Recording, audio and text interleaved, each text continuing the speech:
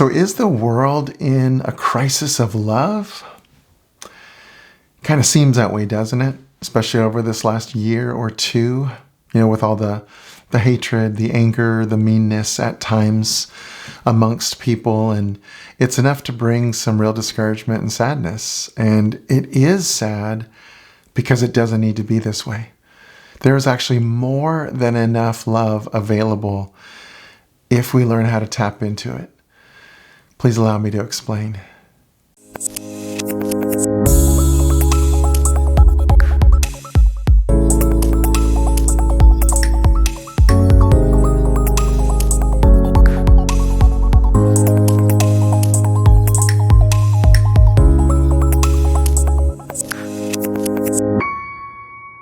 It's been my joy to share my heart with you in these videos. And if you've enjoyed this as well, would you do me a favor and would you subscribe and hit the notification bell? And then also give me a thumbs up on this video or any other videos that you watch of mine that you enjoy. I appreciate that. So as we talk about the crisis of love, or are we in one? I was thinking about an album that I got when I was in junior high. So this came out in the mid-70s. And it was an album, it was a double album, if you're old enough to even know what that is. And it was by Stevie Wonder, and the album was called Songs in the Key of Life. I loved this album, listened to it all the time. And the first song on it was called Love's in Need of Love. And that's actually the first line of the song as well. Love's in need of love today. And don't delay. And then he says, hate's going round, breaking many hearts. Stop it now before it's gone too far. Now, I got to tell you, as a junior high aged young man, I didn't really get the fullness of this song at all. I just loved the tune. I loved the harmonies. I probably thought about it some for sure, but Stevie was actually, the cry of his heart is still the cry today, which is, man, love is what the world needs, right? And we have to stop the hate because it's so destructive. We don't even know how destructive it is. And the thing is that hate is not even a part of our nature, our true nature. It's not. I'm thinking, again, here's another thing I was thinking about in doing this video was an old Twilight Zone video, that Twilight Zone episode that I watched back in the day. This is the black and white, with Rod Serling. And it was called The Bomb Shelter. And in this video, there was danger of bombs coming from other countries. And so some families, built bomb shelters, to go and hide in. They were airtight and had just enough water and food for themselves, that kind of thing. And this was actually a real thing that happened back in the 60s. And so in this episode, a bunch of family members, neighbors were together, having dinner together, laughing, enjoying, and all of a sudden, the radio goes off, and it's an alarm, and it's saying, warning, danger, bombs are coming. And so the family that where the shelter belonged, they went downstairs, and everybody else says, well, we need to go there too. And he says, I'm sorry, there's only enough room for us. Go home. And so the one family goes and goes into their shelter and locks up, and the other family members from the other families, they come back because they don't have a bomb shelter. So now they're banging on the door, and the whole episode is about them, screaming at him and telling him, you gotta let us in, and the family inside saying, and we're sorry, there's not enough air and water and food for all of us. And finally, in the crisis, in the anxiety, the neighbors start banging down. They bring a ram, a battering ram, and they break the door in. And right at this time, when everybody's in a frenzy, the radio comes on again and says that that this crisis, this bomb scare is null and void. It's not actually happening. Everybody can go back to, back to what they were doing. It was a false alarm.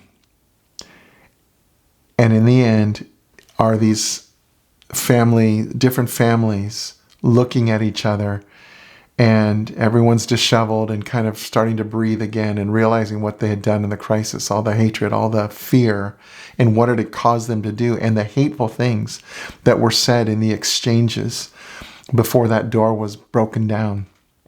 And one of the neighbors, he says to the father of the family that built the bomb shelter, he says, look, we can have dinners again. It'll be okay.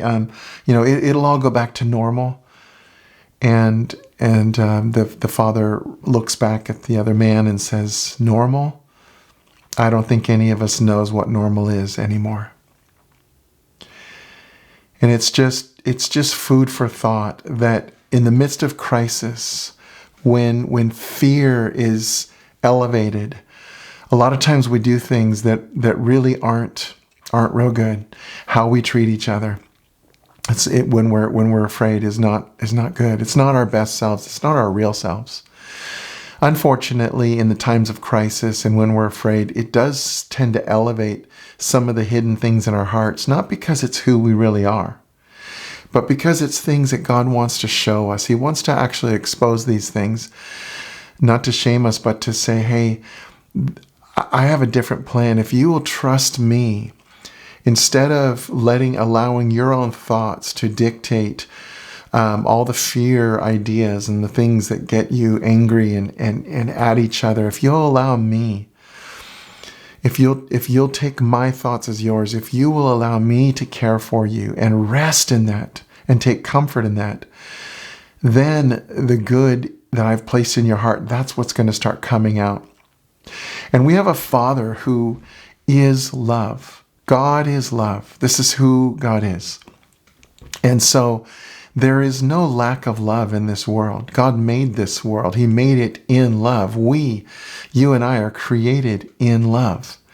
And so there is plenty of love as long as we don't let our flesh, which is those things that bring fear and anger and judgment and jealousy and all those things, if we don't let that run the day, instead we rest in the goodness of God and in the truth of His ability to care for us. If we can rest in that, then comes the goodness of His heart out of us. This is what will happen.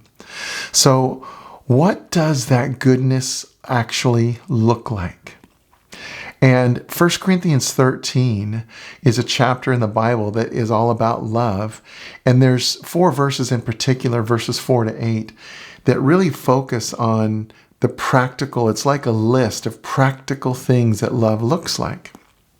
Now, instead of just reading one version, I wanted today, just for emphasis and for fun and because I feel like it's so descriptive and helpful, I wanted to read to you different lines of 1 Corinthians 13, 4 to 8 from different translations of the Bible, different paraphrases of the Bible that really bring life and a vivid picture to what love actually looks like in our day-to-day lives. I want to remind you, this is not a self-effort checklist, okay?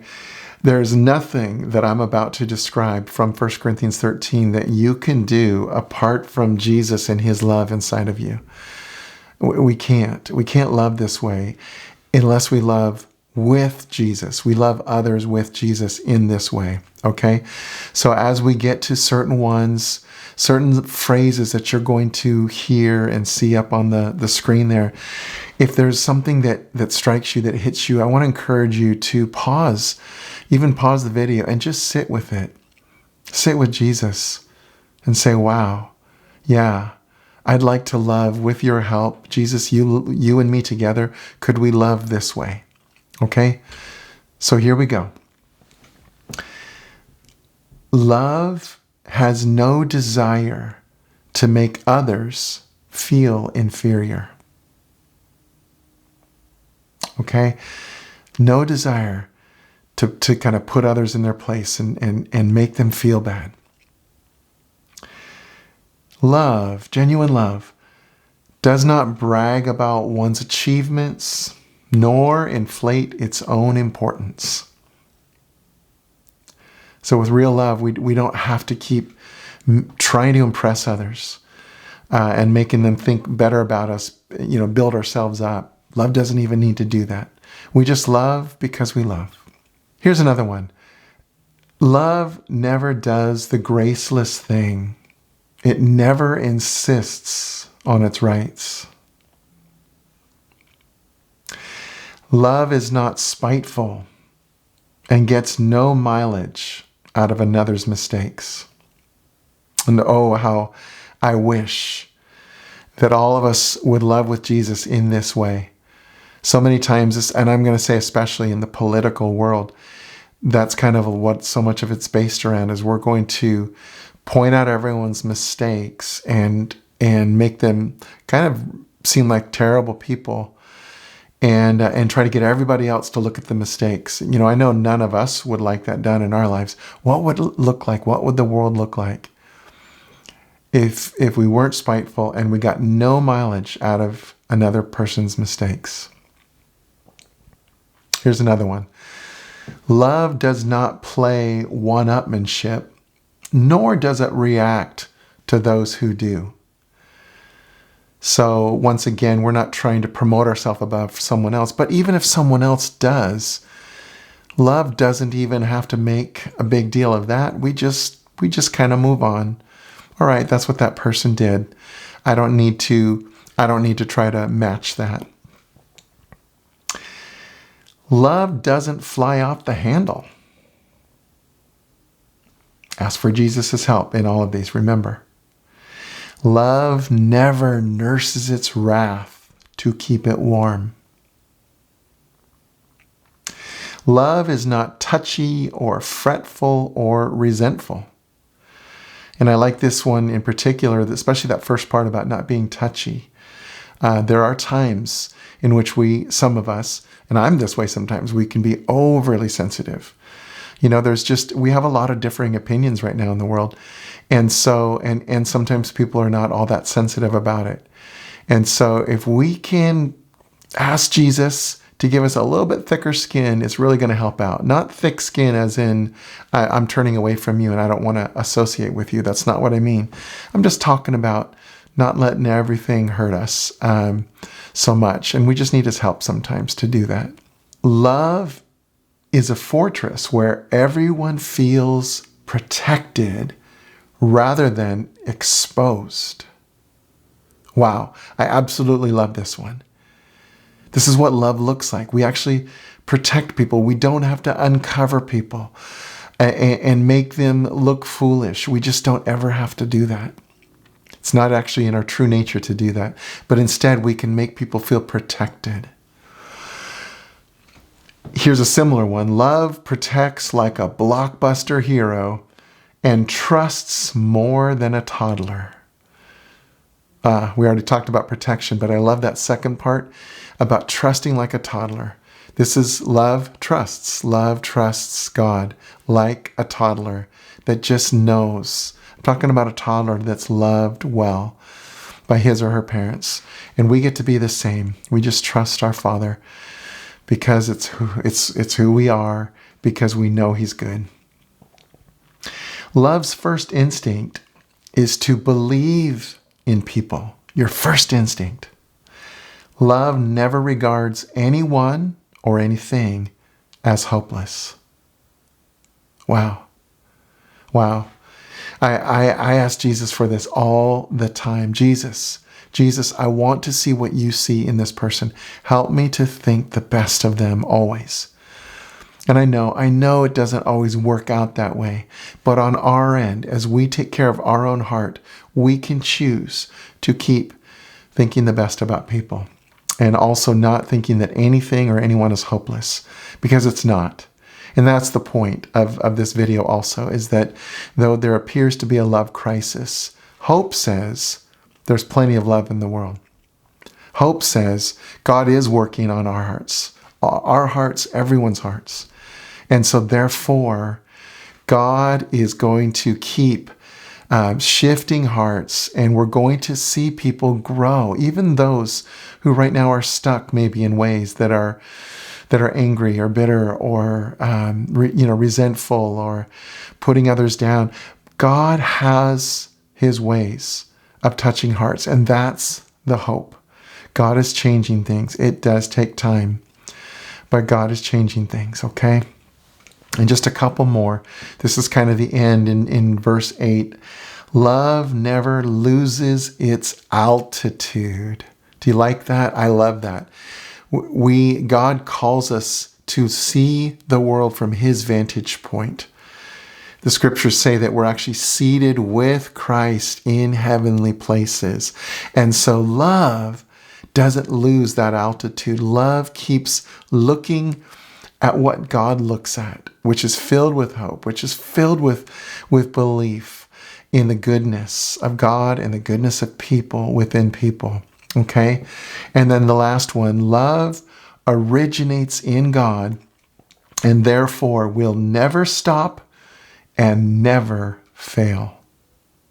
Yeah, that's a great way to end. God's love in you. Remember, you don't have power to change anybody else. That's sometimes why we get afraid, sometimes why we try to sometimes unknowingly control, manipulate, put people in their place. It's because we're afraid and we're trying to control other people and their responses, and we can't do that. The only power you have is over your own heart to ask Jesus to help you love with his love. And if you will do that, and if I will do that, this is how love wins.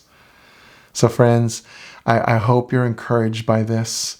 Yes, there's challenging times. Yes, people are not always nice. We all know that. But if we will give God access to our hearts and love with the love of Jesus, we are going to be part of a love revolution that is happening across the earth.